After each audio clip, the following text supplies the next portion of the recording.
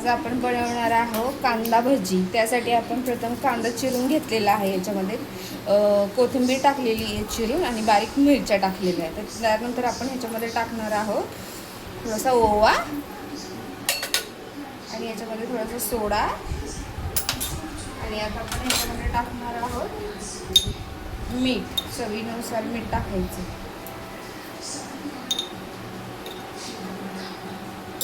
आणि आपण बेसन पीठ टाकून घेणार आहोत।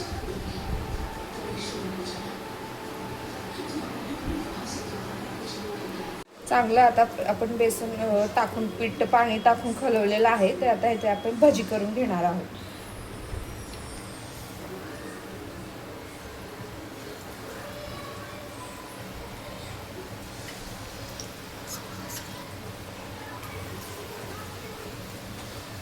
भजी चांगली भाजायची, आता चांगली अशी ब्राऊन होऊन द्यायची।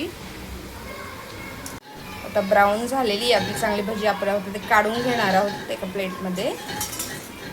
गरमागरम भजी आपली रेडी झालेली आहेत। तुम्ही सॉस सोबत या ग्रीन चटणी सोबत ही खाऊ शकता।